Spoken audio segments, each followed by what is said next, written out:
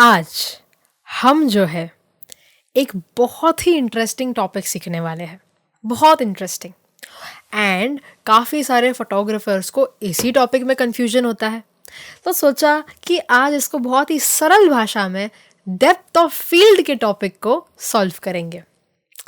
अच्छा, जो लोग हमारे इस चैनल पे नए हैं, वैसे हम आपको बता दें, हम लोग ने बहुत सारे यूट्यूब वीडियोस पहले डाले हैं एंड हमारी ये पूरी सीरीज़ चल रही है जहाँ पर हम फोटोग्राफी सिनेमाटोग्राफी का बहुत ही सही एजुकेशन देने की पूरा ट्राई कर रहे हैं।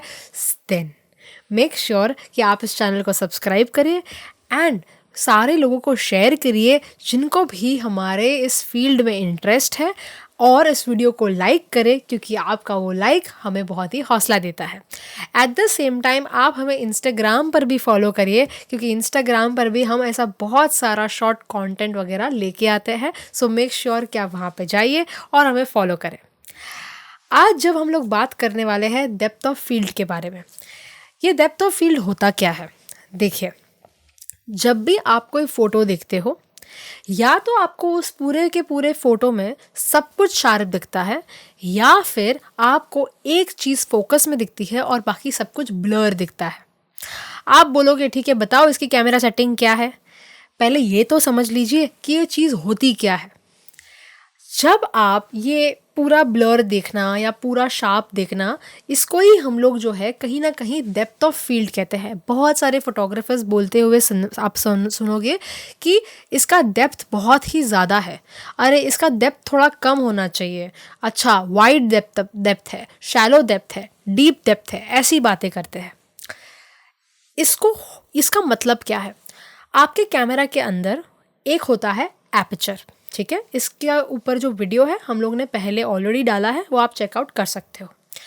एपर्चर जो है स्टॉप्स से बनती है, मतलब सबसे वाइडेस्ट एपर्चर जो है f1.2 होता है, और फिर धीरे धीरे जो है अगर आप नैरोअर अप्रोच में जाओगे तो यही वाइडर एपर्चर जो है छोटा छोटा होता जाएगा, है ना। सो f1.2, फिर f1.8, f4, f5.6, f11, f16, ऐसे करके जो है वो धीरे धीरे जो है नैरो हो जाएगा। और जैसे जैसे नैरो होगा, लाइट जो है कैमरा के अंदर धीरे धीरे कम होती जाएगी। सही है, ये चीज़ हम लोग ने पहले डिस्कस की थी। अभी जो है हमें ये डिस्कस करना है कि लाइटिंग कंडीशन एक फैक्टर तो है ही एपर्चर डिसाइड करने का, पर जो दूसरा फैक्टर होता है वो होता है डेप्थ ऑफ फील्ड। जब हम बात करें एक वाइडेस्ट एपर्चर के बारे में, सपोज f1.2, ठीक है, मेरे पास कैनन का 85 mm का f1.2 का लेंस है, ठीक है। ये जो लेंस है उसमें मुझे वाइडेस्ट एपर्चर मिलता है, मतलब जो लेंस के अंदर सर्कुलर ओपनिंग है वो सबसे ज़्यादा ब्रॉड टू ब्रॉड खुल पा रही है। इसमें मैं मैक्सिमम लाइट कैमरा के अंदर एंटर होने दे सकती हूँ। तो जब हम लोग f1.2 रखते हैं तो ऑफकोर्स लाइट तो बहुत ज़्यादा आ रही है, पर इसमें जो है पीछे का जो बैकग्राउंड है वो भी बहुत ब्लर हो जाता है, और सब्जेक्ट की अगर एक आंख पे फोकस करे तो दूसरी आंख भी आउट फोकस हो सके, उतनी जो है उसमें क्षमता है। ये क्यों होता है? जब आप एक इमेज देखते हो, आपका कैमरा जो है उसे फील्ड की तरह देखता है। मतलब जैसे कोई क्रिकेट मैच में पूरा का पूरा मैदान आप मैदान की तरह देखते हो, पर होता है वो एक क्रिकेट की फील्ड, ठीक है। ये पूरी की पूरी एक फील्ड होती है, पूरा इमेज एक फील्ड है, जहाँ पर जो है अगर सेंटर पर एक पॉइंट हो, ठीक है, सेंटर पॉइंट है, और उसके आजू बाजू में पूरा जो है सरकमफरेंस है, पूरा गोल चक्कर है, ठीक है। एक क्रिकेटर बीच में है एंड उसके आसपास उसके पूरे सर्कल में जहाँ पर भी वो सिक्स मारेगा वो उसका सिक्सर गिना जाएगा। तो वैसे ही जो है जब हम लोग एक फील्ड के अंदर एक पॉइंट की बात करते हैं, वो कैमरा के लिए होता है फोकस। जब हमारा कैमरा एक जगह पे फोकस करता है, एक पॉइंट पे फोकस करता है, तो उसे हम लोग कहते हैं कि ये जो है इस पूरे फोटो का फोकस है, और इसके आजू बाजू में जो भी हो रहा है वो हो गया उसकी फील्ड, उसका सरकमफरेंस।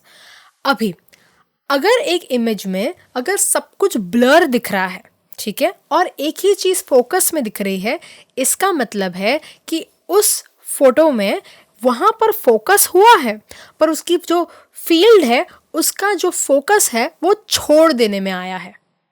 ये पूरी की पूरी फील्ड जो थी वो पूरी की पूरी फील्ड छोड़ देने में आई है, उसकी जो शार्पनेस है वो छोड़ देने में आई है, और इसी शार्पनेस को कहा जाता है डेप्थ। जब हम बोलते हैं डेप्थ तो वही वो शार्पनेस होती है। और जब आप एक लैंडस्केप फोटो देखते हो जहाँ पे आप पर्वत से लेके झरने से लेके सारी चीज़ें शार्प देखते हो, तो जब आप एक शार्प इमेज देखते हो वहाँ पर जो है सारी चीज़ें, मतलब पूरी की पूरी जो फील्ड है वो फोकस में है।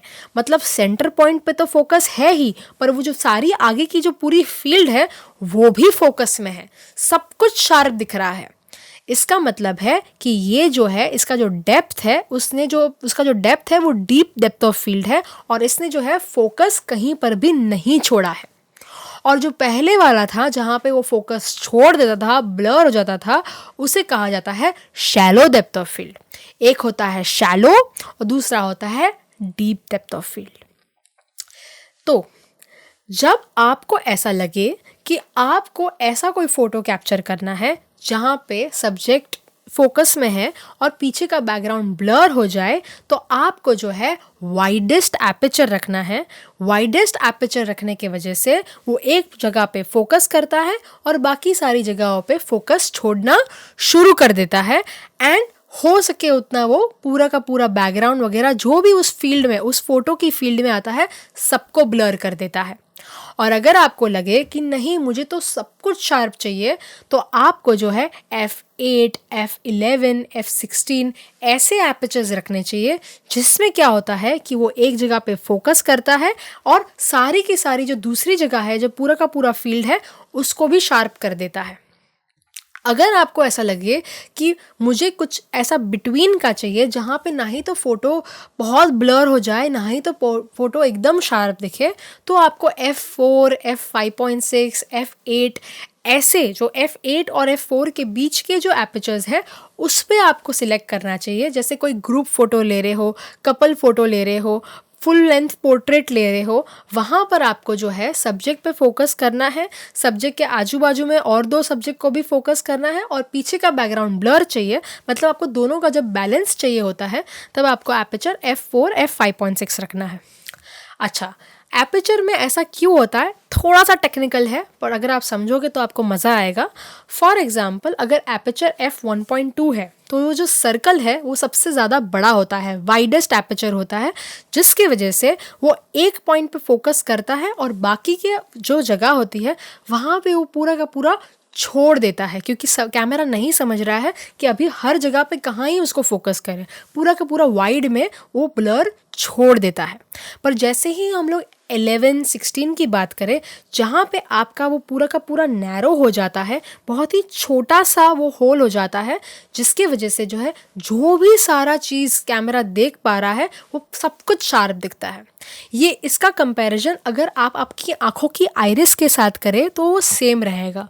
आपकी आँखों की आइरिस जब बहुत ज़्यादा धूप में होती है, बहुत ज़्यादा धूप होती है, तब जो है आपकी आइरिस बहुत ही नैरो हो जाती है, ये सोच के कि हो सके उतनी लाइट में अंदर आने दूँ, मतलब कम लाइट में अंदर आने दूँ, and at the same time जो भी मैं देखूँ एकदम शार्प देखूँ। पता है हम लोग ऐसे करने लगते हैं, जब हमको सब कुछ शार्प देखना होता है हम हमेशा ऐसे करते हैं, क्योंकि जब आप नैरो देखते हो, जब नैरो करते हो, ऑटोमेटिकली जो आपका विजन होता है वो सब कुछ शार्प दिखने लगते हैं, और जब एकदम वाइडन रखते हो थोड़ा सा आपको ब्लर फील आएगा, मतलब आजू बाजू की जो चीज़ें थोड़ी सी ब्लर होगी।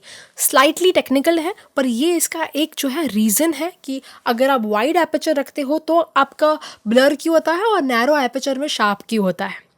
डेप्थ ऑफ फील्ड आपके एपर्चर के ऊपर तो बेस्ड है ही साथ आपके सेंसर के साइज़ के ऊपर भी होता है, आपके फोकल लेंथ के ऊपर भी होता है। हालांकि ये सारे टॉपिक्स को हम लोग आने वाले सेशंस में डिस्कस करेंगे। अभी के लिए अगर आपको ऐसा कोई लेंस चाहिए। मुझे बहुत लोग पूछते हैं अगर ब्लर बैकग्राउंड चाहिए पोर्ट्रेट के लिए कौन सा लेंस अच्छा हो, जिसमें सबसे वाइडेस्ट एपर्चर f1.8 1.2 मिले। अगर आप एक फैशन फोटोग्राफर हो, वेडिंग फोटोग्राफर हो, आपको ऐसे लेंसेज में इन्वेस्ट करना चाहिए। अगर आप एक वाइल्ड लाइफ फोटोग्राफर हो या बर्ड फोटोग्राफर हो, आपको जो है जूम लेंसेज, टेली लेंसेज, जहाँ पर जो है आपको हायर फोकल लेंथ तो है ही, साथ ही साथ अगर आपको f2.8 अगर मिल जाता है, 1.8 तक ना जाओ तो भी चलेगा, 2.8 तक अगर आपको मिल जाता है तो भी आपके लिए अच्छा इन्वेस्टमेंट रहेगा। अगर आप एक जो है नेचर फोटोग्राफर हो या फिर आपको लैंडस्केप शूट करना पसंद है, आर्किटेक्चर, इंटीरियर शूट करना पसंद है, तो आपको जो है higher deep depth of field में जाना है, मतलब f22, f11, f16 रखना है।